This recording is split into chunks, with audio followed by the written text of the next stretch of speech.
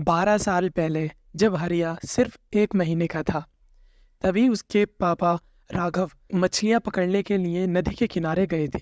तभी सरस्वती को उनकी नदी में बह जाने की खबर मिलती है। कुछ गांव के लोग उसके घर आते हैं और उसे ये खबर देते हैं कि राघव नदी में बह चुका है। ये सुनकर सरस्वती बिल्कुल टूट जाती है और उस पर गमों का पहाड़ टूट पड़ता है, क्योंकि उसके अलावा घर में कमाने वाला और कोई जरिया नहीं था। हरिया अभी सिर्फ 1 महीने का ही था, लेकिन हरिया के लिए सरस्वती ने अपने आप को संभाला और दूसरों के घर घर जाकर काम करके वो हरिया की परवरिश करने लगी। अपने पति राघव की याद में उसने गांव का घर बेचकर उस नदी के किनारे ही एक छोटा सा घर खरीद लिया और वहीं पर ही वो एक कच्चे घर में रहने लगी। वो रोज लोगों के घर जाती और काम करती, जिससे वो हरिया का पालन पोषण अच्छे से कर रही थी। अब हरिया 12 साल का हो चुका था।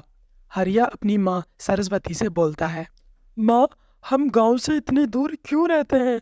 मुझे भी गांव के बीच में ही घर में रहना है, ताकि मैं अपने दोस्तों को किस टाइम में मिल सकूं। अब यहाँ से जाने में बहुत टाइम लगता है और स्कूल पहुँचने में भी बहुत टाइम लगता है। मुझे भी गांव के बीच में रहना है माँ। बेटा, तेरे पापा इसी नदी में बह गए थे। उस वक्त मैं बिल्कुल अकेली हो चुकी थी, इसीलिए मैंने उनकी याद में गांव का घर बेचकर यहीं पर ही एक छोटा सा घर बना लिया, ताकि मैं खुद को अकेला महसूस ना कर सकूं। लेकिन माँ, मुझे गांव के बीच में ही रहना है। मुझे वहाँ रहना अच्छा लगता है। यहाँ पर हम सिर्फ अकेले ही रहते हैं। वहाँ पर घर कब लोगी माँ? बेटा, मैं तो घर घर जाकर काम करने वाली एक मामूली सी नौकरानी हूँ। मैं गांव के बीच में घर कैसे ले सकती हूँ? मेरे पास इतने पैसे नहीं है कि मैं इतना महंगा घर गांव के बीच में खरीद सकूं। माँ, हम ये वाला घर बेच देते हैं ना और गांव के बीच में जाके रह लेते हैं। ऐसे हमें पैसे कमाने की भी जरूरत नहीं पड़ेगी घर खरीदने के लिए। अरे बेटा, इस नदी के किनारे कौन हमारा जगह खरीदेगा? और अगर किसी ने खरीद भी ली तो इसके दाम इतने नहीं मिलेंगे। गांव में जमीन बहुत ज्यादा महंगी है और घर तो और भी ज्यादा महंगे हैं। तुम जब बड़ी हो जाओगे तो तुम वहीं पर ये घर ही खरीद लेना। अच्छा ठीक है माँ, मैं जब कमाने लगूंगा तभी मैं घर खरीदूंगा। क्या मैं इस टाइम काम कर सकता हूँ? मैं भी कुछ पैसे कमाऊंगा तो आपका भी कुछ सहारा हो जाएगा।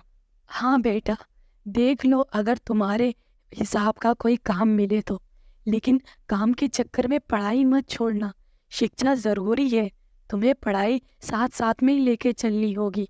हाँ माँ, आप टेंशन मत लो। मैं काम के साथ साथ पढ़ाई भी ठीक से करूँगा। फिर हरिया अपनी उम्र और अपनी अकल के हिसाब से काम करने लगता है।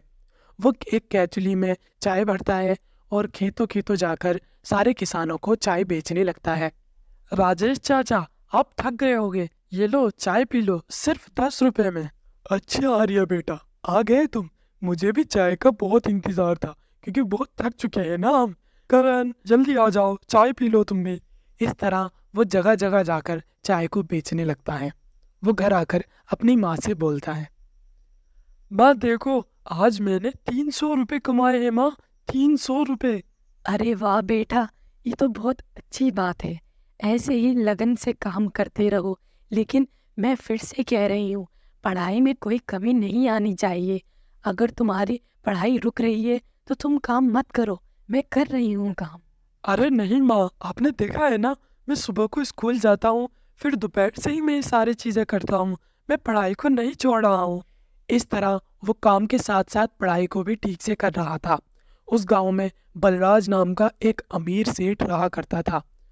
उसके आगे किसी की नहीं चलती थी। पूरे गांव में उसकी ही बात मानी जाती थी। उसका एक बड़ा सा खेत था, जिसमें बहुत सारे किसान काम किया करते थे।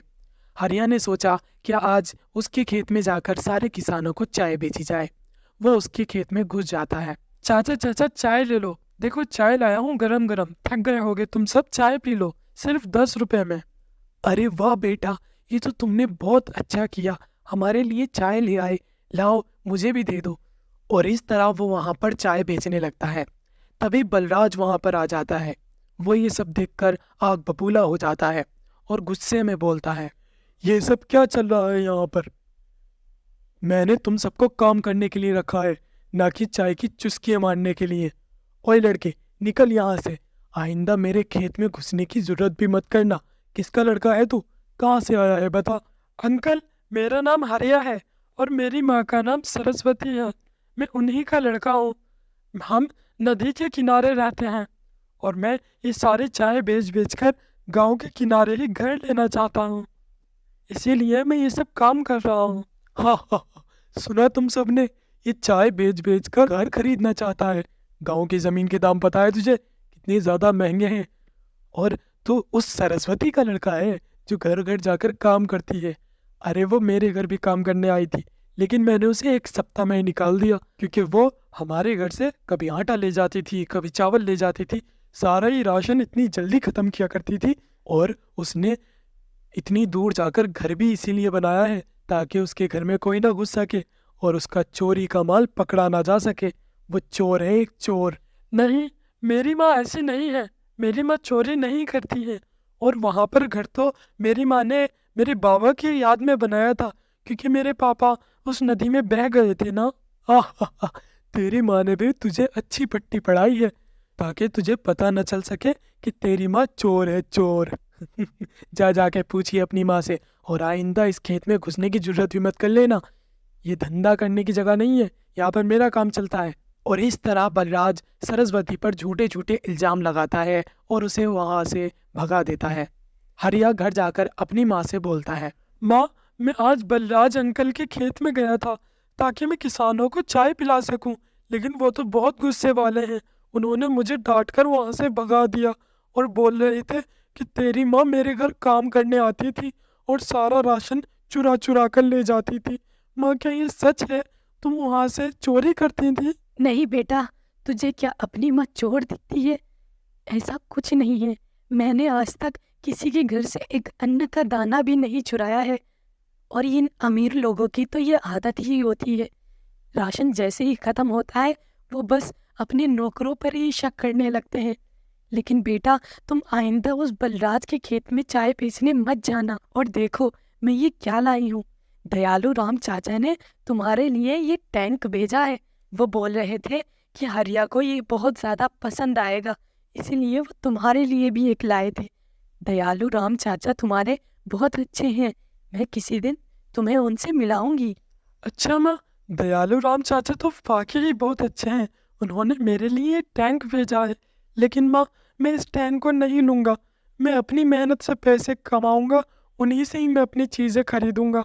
मैं नहीं चाहता कि तुम्हारे ऊपर कोई और झूठा झूठा इल्ज़ाम लगाए। उस दिन से उसके ऊपर और ज़्यादा जोश चढ़ जाता है और वो सोच लेता है कि बलराज को वो गांव के बीच में एक घर खरीद कर दिखाएगा, जिसके लिए वो बहुत ज़्यादा मेहनत करने लगता है। गांव से दूर एक बाजार लगा करता था, जहां पर पैदल पहुंचने में 2 घंटे लगा करते थे। हरिया के पास ना ही तो कोई साइकिल थी और ना ही कोई बाइक, इसीलिए वो पैदल ही इतनी दूर बाजार में जाया करता था। रोज 2 घंटे जाना और 2 घंटे आने में उसको बहुत ज़्यादा थकन हो जाया करती थी। लेकिन वो अपने सपने पूरे करने के लिए ये सब किया करता था। लेकिन वो इतना चलने के बाद बहुत ज़्यादा थक जाया करता था, जिसके बाद वो घर आकर तुरंत ही सो जाया करता था। एक दिन हरिया बाजार से लौटता है। मैं आज खाना नहीं खाऊंगा। मैं बहुत ज़्यादा थक चुका हूँ। मुझे बहुत नींद आ रही है। मैं सोने जा रहा हूँ। अरे बेटा, तुम इतनी मेहनत क्यों करते हो? मैं कमा तो रही हूँ। जब तुम थोड़े और बड़े हो जाओगे उसके बाद मेहनत कर लेना। अभी तुमने स्कूल जाना भी बहुत कम कर दिया है। ऐसे कैसे चलेगा बेटा? शिक्षा एक ज़रूरी चीज़ है जिसे तुम्हें लेना ही चाहिए। माँ, आप मेरी शिक्षा की टेंशन मत लो। मैंने प्रिंसिपल सर से बात कर ली थी। मैंने उन्हें बताया कि मैं काम करने जाता हूँ, इसीलिए उन्होंने बोल दिया कि तुम सिर्फ परीक्षा देने आ जाया करना, बाकी दिन तुम अपना काम करो। अब मैं परीक्षा देने चला जाया करूँगा। इस तरह वो अब सिर्फ परीक्षा देने ही जाया करता था, लेकिन उसमें ही वो बहुत ज़्यादा अच्छे नंबर लाया करता था। क्या हरिया की ये मेहनत रंग लाएगी? क्या हरिया गांव के बीचम बीच अपना एक घर खरीद पाएगा? ये सब देखने के लिए देखिए एपिसोड 2।